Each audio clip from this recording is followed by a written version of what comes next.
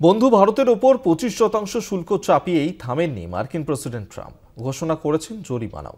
ইরানের সঙ্গে ব্যবসা চালানোর অভিযোগে একাধিক ভারতীয় সংস্থার ওপর চাপানো হয়েছে মার্কিন নিষেধাজ্ঞা। অন্যদিকে বাণিজ্য চুক্তির পরই শুল্ক ছাড় পাকিস্তানকে। দক্ষিণ এশিয়ার সবথেকে কম শুল্ক দিতে হবে পাকিস্তানকে। 1 আগস্ট থেকেই নতুন শুল্ক কার্যকর করার কথা আগে শোনা গিয়েছিল, তবে হোয়াইট হাউসের তরফে জানানো হয়েছে 7 আগস্ট থেকে নতুন শুল্ক কার্যকর হবে। একা ভারতের উপরেই নয়, একসঙ্গে একাধিক দেশের উপরেই নেমে এসেছে ট্রাম্পের শুল্কের খাড়া। কিন্তু সেখান থেকে কিছুটা রেহাই পেয়েছে ভারতের দুই প্রতিবেশী দেশ বাংলাদেশ ও পাকিস্তান। আমেরিকায় বাণিজ্যের জন্য দক্ষিণ এশিয়ার দেশগুলির মধ্যে সবথেকে কম শুল্ক দিতে হবে পাকিস্তানকে। নয়া শুল্ক নীতি অনুযায়ী পাকিস্তানকে দিতে হবে 19%, বাংলাদেশকে 20%। ঢাকার থেকেও কম শুল্ক দিতে হবে ইসলামাবাদকে।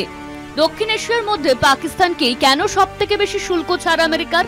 অনেকেই মনে করছেন ভারতের উপর চাপ বাড়াতেই পাক প্রীতি আমেরিকার। বিশেষজ্ঞরা মনে করছেন ভারত রাশিয়া থেকে তেল ও প্রচুর অস্ত্র কেনে, যা ট্রাম্পের মাথা ব্যথার অন্যতম কারণ। দক্ষিণ পূর্ব এশিয়ায় আমেরিকার অন্যতম প্রতিদ্বন্দ্বী চীন। ভারতের সঙ্গে ঘনিষ্ঠতা বাড়িয়ে চীনকে দমিয়ে রাখার কৌশল নিয়েছিল ওয়াশিংটন, কিন্তু সম্প্রতি ভারতের সঙ্গে রাশিয়ার ঘনিষ্ঠতা বাড়ায় সেই পরিকল্পনা ভেস্তে যায়। এই পরিস্থিতিতে দক্ষিণ পূর্ব এশিয়ায় বিকল্প হিসেবে পাকিস্তানের সঙ্গে ঘনিষ্ঠতা বৃদ্ধির চেষ্টা চালাচ্ছে আমেরিকা। সম্প্রতি তাদের সঙ্গে একটি বড়সড় জ্বালানি চুক্তি স্বাক্ষর করেছেন ট্রাম্প।